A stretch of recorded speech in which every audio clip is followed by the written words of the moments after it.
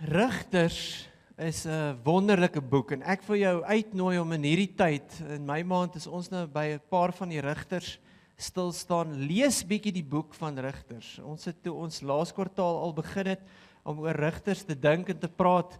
Ek self weer Rigters deurgelees en ek moet vir jou sê daar's 'n paar goed in die Bybel wat jy nie van weet nie. So die van julle wat Game of Thrones fans is, gaan lees Rigters. Dit sal interessant wees om jou te sien wat gebeur alles in Rigters. En Rigters is nie die maklikste boek om sommer 'n perspektief oor te kry nie, omdat ons gewoond is daarin om die paar kinderbybelstories van Rigters te ken. Ons weet van Samson en ons weet van, sommige van ons weet van Gideon en 'n paar ander. Maar die boek oor Rigters is 'n baie relevante boek, dink ek, vir ons in die land op die oomblik, vir 'n klompie redes. En om die boek Rigters te verstaan, moet mense eintlik, soos wat jy die Bybel eintlik moet lees, moet jy eintlik 'n boek in sy geheel verstaan. Nou dit is eintlik baie moeilik vir ons om in 'n kort tyd van 4 eredienste jou in die storie in te bring, maar daar is 'n fantastiese projek op die internet wat genoem word The Bible Project. En die Bible Project is nou ongelukkig Engels. Die Afrikaanse app vir die kinders op fone is eintlik net so oulik, wat die stories van die Bybel vertel is. Ja, nie die Bible app vir jou kinders gebruik nie, kan jy dit gerus kyk. Maar die Bible Project is 'n aanlyn gratis diens wat baie mooi die boeke van die Bybel in hulle geheel vir jou verduidelik. So, ons gaan vanoggend so vinnig kyk na die Rigters weergawe van die Bible Project, net omdat mens kan dit eintlik nie beter verduidelik as in 6 minute nie. Dit gaan nog vir jou 'n bietjie baie inligting wees. Party mense sê vir my partykeer die video's is moeilik om te volg of so. Gaan kyk die video self, gaan kyk hom weer by die huis. Hy is op ons kwartaalgids inleiding en hy is daar, jy kan die link gaan soek of jy soek net Bible Project en dan soek jy Rigters, in Engels is dit Judges. En ons kyk sommer so vir 'n inleiding vanoggend van die reeks vir die volgende 4 weke, so vinnig die storie oor die Rigtersboek. So kom ons luister aandagtig na dit as ons inleiding vanoggend. The book of Judges. So remember, after Joshua led the tribes of Israel into the promised land, he called them to be faithful to their covenant with God by obeying the commands of the Torah. And if they do this, they will show all the other nations what God is like. So Judges begins with the death of Joshua and basically tells the story of Israel's total failure. The book's name comes from the type of leaders Israel had in this period. Before they had any kings, the tribes were all governed by these judges. Now, don't think of a courtroom. These were regional, political, military leaders, more like a tribal chieftain. And you need to be warned, the book of Judges is very disturbing and violent. It tells the tragic tale of Israel's moral corruption, of its bad leadership, and basically how they become no different than the Canaanites. But this sad story is also meant to generate hope for the future, and you can see this in how the book's designed. There's a large introduction that sets the stage for Israel's failure as they don't drive out the remaining Canaanites. Then the large main section of the book has stories about the growing corruption of Israel's judges, and the progression here shows how Israel's leaders go from pretty good to okay to bad to worse. The concluding section is really disturbing and shows the corruption of the people of Israel as a whole.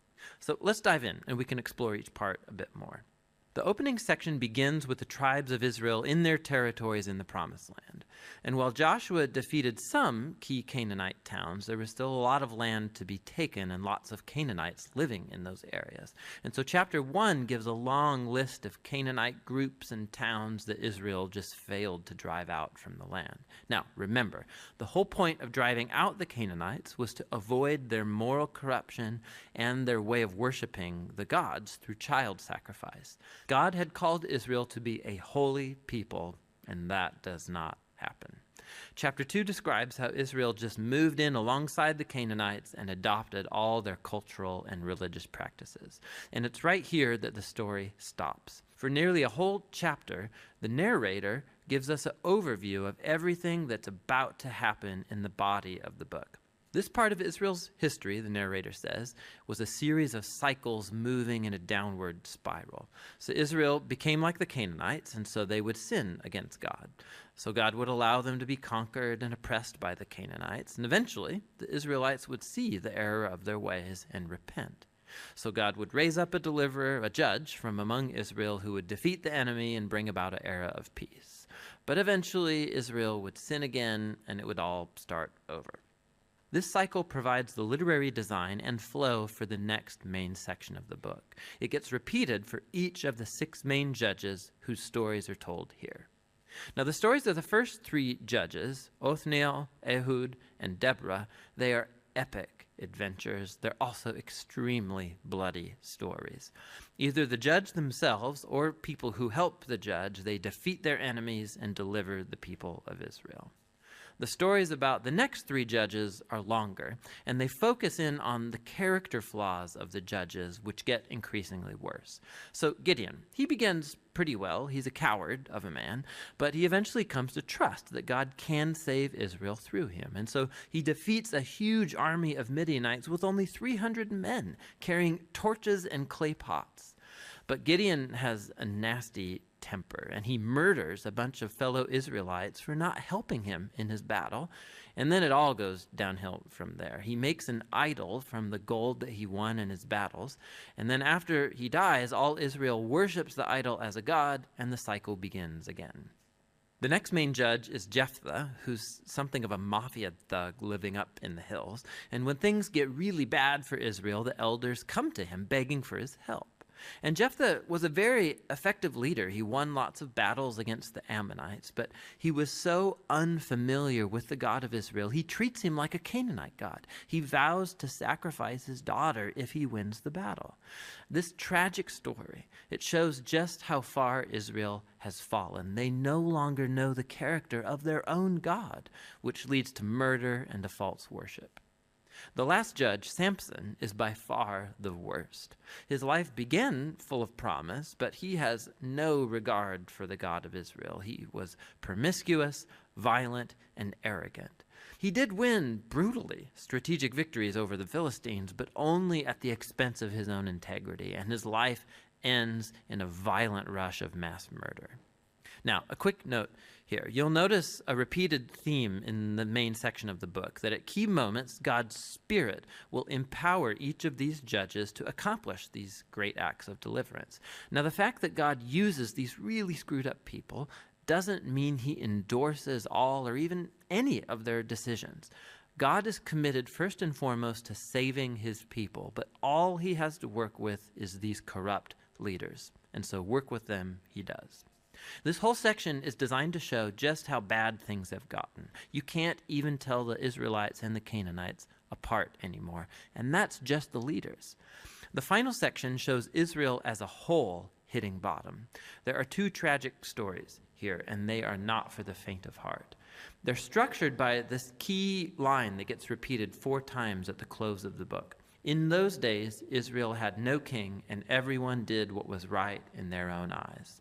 The first story is about an Israelite named Micah who builds a private temple to an idol, and that gets plundered by a private army sent from the tribe of Dan. So they come and they steal everything, and then they go and burn down the peaceful city of Laish and murder all of its inhabitants. It's a horrifying story. When Israel forgets its God, might makes right.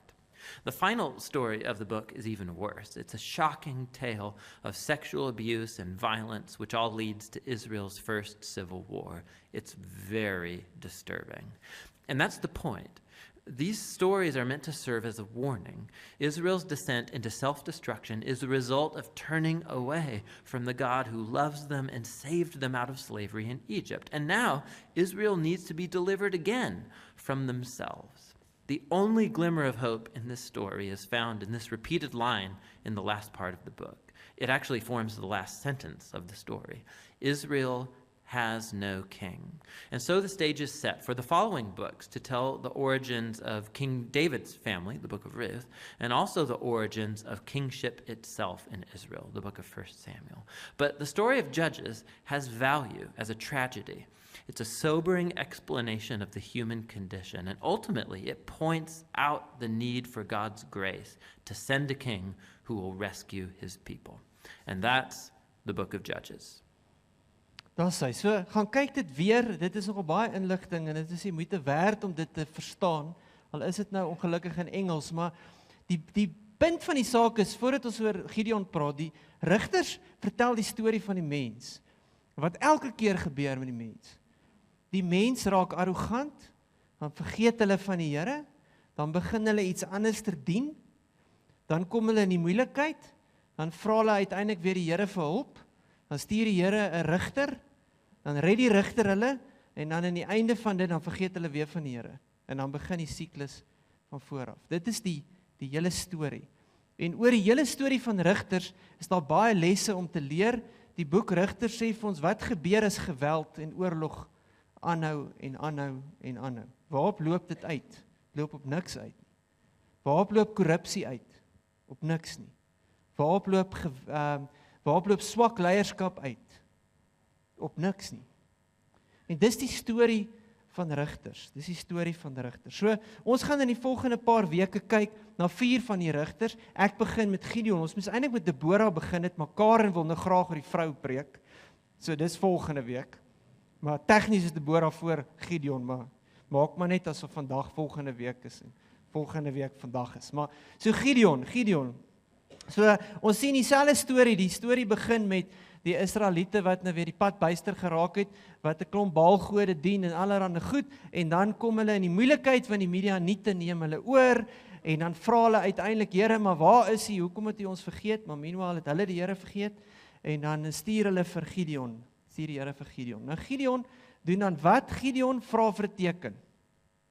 Sy eerste teken is, hy vra die engel wat in hom verskyn, moet vir hom 'n teken gee, dan staan vuur in die kos en alles, en dan is hy soort van oortuig, en dan gaan breek hy die Baal tempel se monument daar af, die afgod daar af, en dan is almal kwaad vir hom, en dan stop iemand na op die dorp, voor hulle hom wil doodmaak, en sê nee, laat Baal self met hom dan nou praat. As Baal dan nou leef, laat Baal dan nou hom straf, en toe kry hy 'n ander naam, sê nou in die Bybel, sien, toe word Gideon Jeribaal, wat beteken, laat Baal met hom afreken. En natuurlik het Baal toe nou nie met hom afgereken nie. En toe kom het, en toe sê die Here nou vir hom, maar jy gaan nou die volk lei teen die Midianiete. En dan vra Gideon weer 2 tekens, nommer 2 en 3. Die wol en dan die nat word op die grond, en andersom, seker te maak, is nou reg, en dan sê die Here nou, dis reg, en dan gebeur die groot oorlog nou, soos wat ons nou vir die kinders vertel het, met die manne en die 300 manne, en die Midianiete vlug daar uit, en gaan te kere, en daar is hulle. En dan, van daar af, weet ek jy het jy nog nooit die storie gelees nie. Ons stop die storie daar. Die Bybelstories wat ons as kinders leer, stop nou net daar. Maar die res van die storie is eintlik die belangrikste storie, want die oomblik as Gideon die Jordaanrivier oorsteek, agter die konings aan, van die Midianiete, en daar hulle vlug nou, 'n paar word doodgemaak, maar hulle soek hulle, en van die stamme kom, en hulle agtervolg van die leiers en die generaals, en Gideon is agter die 2 konings aan. En dan op pad soontoe, kom hy by van sy eie mense, en die wil nie vir hom brood gee nie. En dan vereg hy hom daaroor, en dan gaan hy verby, kom hy by 'n volgende van sy eie mense in Pniel. Selfde storie, wil nie vir hom brood gee nie. Gaan hy aan, dan vang hy uiteindelik die 2 konings. En dan lees ons hierdie storie in Rigters 8 vers 21. Rigters 8 vers 21. So die hele Rigters, Gideon verhaal is 6 tot 8, hoofstuk 6 tot 8. So aan die einde van die storie lees ons dit. Toe sê Sebag en Salmuna vir Gideon, dis nou die 2 konings van die Midianiete wat hy nou kom vang het. Hy sê, kom jy en bring jy ons om die lewe, 'n man se krag lê in homself. En Gideon het toe opgestaan en vir Sebag en Salmuna doodgemaak. En hy het die maanversierings aan hulle kamele en nekke vir hom gevat. Die Israeliete het vir Gideon gesê, jy moet oor ons regeer. Jy, jou seun en sy nageslag. Met ander woorde, nie die Here nie, jy. En jy het ons gered uit die mag van Midian. Ten spyte van die 300 man storie, dink hulle dit. Maar hy sê vir hulle, ek kan nie oor julle regeer nie, of ook nie my nageslag nie, die Here regeer oor julle. En Gideon het vir hulle gesê, ek wil julle egter een ding vra, elkeen van julle moet vir my 'n oorring gee uit die byt wat julle by die Midianiete afgevat het. Hulle dra ons goue oorringe. Die Israeliete het geantwoord, dit doen ons graag. Hulle het 'n doek oopgegooi en elkeen het 'n oorring uit sy byt daarop gegooi. Die gewig van die goue oorringe wat Gideon gevra het was 19,5 kilogram. Die maanversierings, die oorbelle, die persklere van die Midianitiese konings was nie eers daarbey gereken nie. Ook nie die kettingkies rondom die kamele se nekke nie. En Gideon het 'n efodbeeld van goud gemaak en dit in die stad Ofra gesit. En die hele Israel het daarin gekom en op die wyse ontrou geword aan die Here. Die beeld was vir Gideon en sy mense 'n valstrik. Die Midianiete was onderdanig aan Israel. Hulle het nie weer in opstand gekom nie en daar was 40 jaar lank vrede in die land in die dae van Gideon. Maar Jerubbaal, dis nou Gideon, seun van Joas, het na die oorlog teen Midian in sy huis gaan woon. Hy het 70 seuns gehad, almal sy eie kinders, want hy het baie vrouens gehad. Ook sy buivrou uit Sichem het vir hom 'n seun in die wêreld gebring en sy naam was Abimelek. En Gideon seun van Joas is op 'n hoë ouderdom oorlede en hy is in Ofra begrawe in die graf van sy pa Joas. En na Gideon se dood het die Israeliete weer die Baals begin vereer. Tot sover. Die hele Rigtersboek het 'n klompie lesse. Een van die sterkste dinge wat jy uit Rigters kan haal is oor leierskap. En wat leierskap 'n storie is. En wat geweld is en wat gebeur as jy God nie meer ken nie. As jy vergeet wie is die God wat jy dien. So daar's 2 lesse uit Gideon wat ek vanoggend met jou wil deel.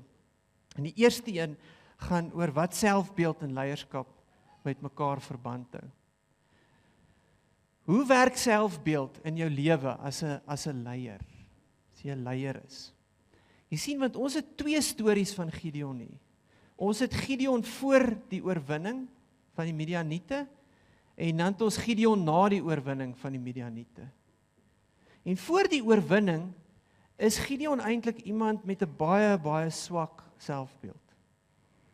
Hy is iemand wat die meeste ouens eintlik beskryf amper 'n persoonlikheidsprobleem gehad het, amper 'n minderwaardigheidskompleks gehad het, so erg dat hy eintlik heeltemal 'n wanpersepsie van homself het.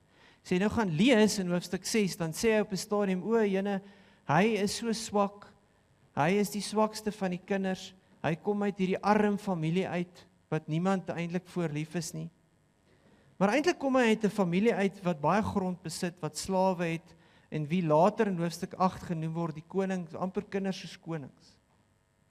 Maar hy beskryf homself as iemand wat ingedoen is in die lewe, wat nie genoeg het nie. En dan wanneer mens lees oor die tekens, wat jy as kind so goed leer ken het ek altyd gedink die tekens gaan oor Gideon wat in God twyfel. Nee, so hy vra die tekens sodat die Here vir hom kan sê. Maar ek dink eintlik gaan die tekens oor Gideon in homself twyfel. Hy het die hele tyd hierdie buite eksterne tekens nodig, omdat hy nie in homself glo nie, omdat hy hierdie massiewe minderwaardigheidskompleks het as 'n leier.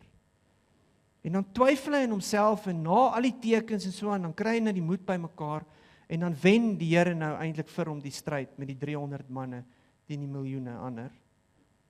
En dan ewe skielik verander Gideon. Waar Gideon gegaan het van 'n leier wat eintlik 'n swak selfbeeld gehad het, 'n ongesonde selfbeeld, word sy selfbeeld aan die ander kant nou ongesond, want hy word arrogant. Hy word so vol van homself, dat as hy die Jordaanrivier oorsteek, dan dink hy van homself meer as wat enige iemand nog ooit van homself gedink het. En wat doen hy? Hy is gedetermineerd, en dan uiteindelik maak hy daai 2 konings dood, nie oor die Midianiete en oor die Here nie, maar oor dat hy bloedwraak neem vir sy eie 2 broers wat doodgemaak is deur die Midianiete. Daar's soveel haat in hom, as gevolg daarvan. En dan gaan hy terug, en dis die skokkende deel van die storie, na sy eie mense toe wat geweier het om vir hom brood te gee, en maak hulle almal dood. Vermoor die mense van Peniel deur hulle toring op hulle te laat omval, en verniel en skeer die mense van Sukkot op, sy leiers. En dan bereik hy die totale hoogtepunt van 'n ongesonde selfbeeld. wanneer die volk na hom toe kom en sê, maar wil jy nie maar ons koning wees nie, want die hele Rigtersboek hoor jy dit, wil jy nie maar ons koning wees nie, hulle soek 'n koning, dan sê hy nog ewe vroom, nee, ek wil nie julle koning wees nie, die Here is julle koning, en dan loop hy net daar uit, en dan gemaak hy 'n afgodsbeeld vir hulle. Dan bou hy 'n goue afgods efodbeeld daar in Ofra. En dan is ons terug in die spiraal van die mens. Hulle vergeet van die Here. En dan die een ding wat jy nie gaan weet nie, is die heel hoogtepunt van die storie. Hy noem sy seun Abimelek. En Abimelek beteken, my pa is die koning. Die arrogansie van Gideon het gegaan van die een ongesonde selfbeeld na die ander ongesonde selfbeeld. En albei is ewe sleg. 'n Selfbeeld waar jy van jouself minderwaardig dink, is sleg vir leierskap, maar 'n selfbeeld waar jy oorgedetermineerd is en wraak neem en arrogant is net so sleg vir leierskap. En dis die eerste les.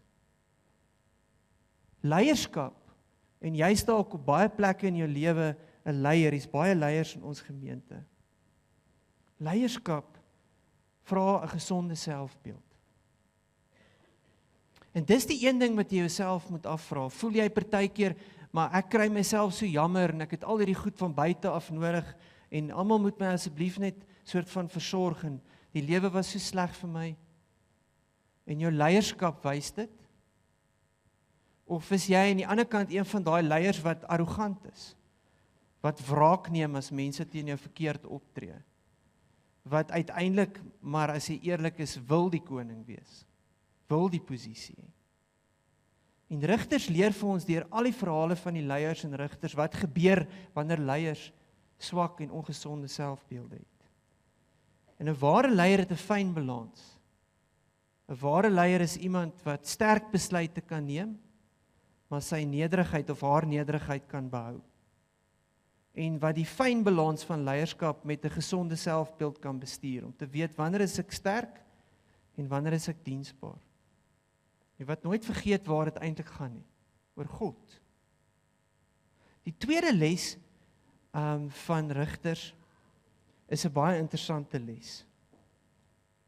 En dit is dat die Here ten spyte van dit alles vir Gideon kies. So die Here kies 'n ou met 'n minderwaardigheidskompleks wat hy waarskynlik geweet het later gaan arrogant word.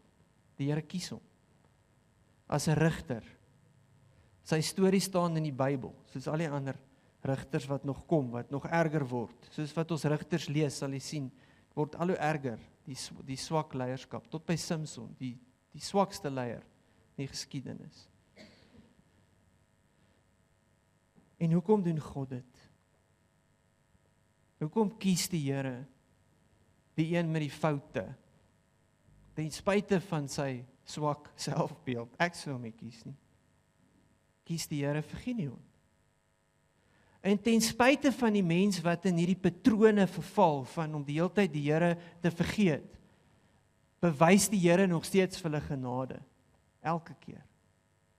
Elke keer dan sê die Here maar weer goed, ek aanvaar dit. Dan help hulle weer uit die moeilikheid uit. En dan vergeet hulle hom maar weer en dien 'n klomp ander afgode, soos baie keer in ons se lewe. En die interessante ding wat 'n mens moet raak sien is daar is 'n bietjie van onder baie mense die idee dat sonde eintlik die Here se planne so stop dat dit nie kan gebeur nie. So die mens, wanneer die mens nie doen wat die Here wil hê nie, wanneer die mens ongehoorsaam is, dan moet ons gestraf word en dan moet ons net maar weer voortgaan, want die Here kan nie beweeg as die mens foute maak nie. Staan nie so in die Bybel nie. Die Here beweeg, die Here se planne, die Here se toekoms, die Here se hoop, die Here se ingryp in die wêreld, is ten spyte van my en jou sonde. Is ten spyte van my en jou foute. Maar wat doen ons? Ons wil altyd iemand blameer vir as goed nie uitwerk nie. Ons dink die Here word beperk as daar swak leierskap is. Of die Here kan nie doen wat hy wil nie, want daar's te veel sonde. Selfs in die Ou Testament het die Here gedoen wat hy wil, ten spyte van die mens en al sy foute. Want die een probleem wat ons het is, ons sukkel om dikwels die lewe en die siklusse van die lewe in 'n wyeer perspektief te sien. Ons is so geneig vandag veral as individualistiese samelewing om na klein goedjies te kyk, hier in die ooste van Pretoria, of hier in Suid-Afrika, of hierdie party, of hierdie ding, en te dink, o, die Here gaan nie hier in hierdie land kan seëvier nie, want die mens stop hom. Die mens het nog nooit die Here se genade gestop nie, nog nooit. Soveel te meer na die kruisiging. En dis so belangrik vir ons om te verstaan, as jy terugkyk en jy kyk na die boek van Rigters, hoe die siklusse van die mens werk, dat God is groter as die siklusse van die mens. God se planne, God se genade, God se manier om mense te red, om by mense uit te kom, om in beheer te wees, is baie groter as my en jou individuele perspektief, en wie ons daarvoor wil blameer as goed nie uitwerk nie. En heel dikwels is die grootste probleem is ons swak selfinsig, en ons swak verstaan van hoe groot God is. Want as jy 'n swak selfbeeld kombineer met 'n swak verstaan van wie God is, en jy maak hom kleiner, dan sit jy jouself altyd in 'n dilemma. Die ergste perfekte storm van 'n hopelose situasie is 'n mens met 'n ongesonde selfbeeld en iemand met die verkeerde godsbeeld. Sit dit by mekaar en jy voel hopeloos. En daarom is dit so belangrik om 'n pad te kies waar jy weet wie jy is. Om 'n gesonde selfverstaan van jouself te hê. En baie seker te maak, ek wil dit nie vooruitloop nie, maar jy gaan nou sien wat gebeur in Rigters as jy vergeet wie God is. As jy God begin verwar met ander gode se manier van werk, dan loop dinge skeef. As jou prentjie van wie God is gekontamineer word deur jou eie teologie van hoe God moet werk. En uiteindelik om seker te maak jy het 'n wye en 'n gesonde perspektief op die lewe. En dis hoekom ons die Bybel lees. Dit is nie vir jou so moontlik om dit nou in jou klein lewetjie in te pas, om te verstaan hoe groot God is nie. Daarom lees ons 'n boek wat oor eeue heen vir ons vertel hoe groot God is. Sodat ons perspektief kan hê. Sodat ons kan sien, ons neem die waarskuwing van Rigters aan deur nie hopeloos te lewe nie, maar hoopvol te lewe. Deur te verstaan dat God werk buitekant ons begrip, groter as wat ons verstaan is sy genade. Om nie die pad van geweld te kies nie, om nie die pad van wraak te kies nie, om nie die siklusse van haat in die lewe, in jou lewe voor te sit en aan te hou nie, maar om die pad van liefde te kies wat God vertrou, bo alles. Wat verstaan, God is in beheer, ten spyte van. En om hoop te vertel. Om die storie van hoop te deel, wat ek en jy, as mense wat in die kerk sit vanoggend, so goed ken. So mag dit ons boodskap wees, wat ons die week saam met ons dra. Ons hou vas in 'n God, wat groter is as mense se foute. Kom ons bid saam. Here, ons is so lief vir U. Ons het vanoggend beleef hoe U na ons toe kom deur die doop, dat U vir ons as mens wat so hopeloos partykeer vasvang in siklusse van waar ons vergeet van U en waar ons foute maak en dan weer om hulp moet roep en dan kom red U ons maar hoeveel keer. En dan is die mens eintlik maar op hierdie planeet vir eeue dieselfde. So ons wil bid vanoggend, help ons om uit die verhaal van Gideon uit te leer. Help ons om te verstaan dat hoop lê nie in die foute van mense nie. Dat die mense selfs met hulle foute kan gebruik om U planne te laat seëvier, omdat U 'n almagtige God is. 'n Almagtige God. En dit is waaraan ons moet vashou. Al verstaan ons dit nie altyd nie.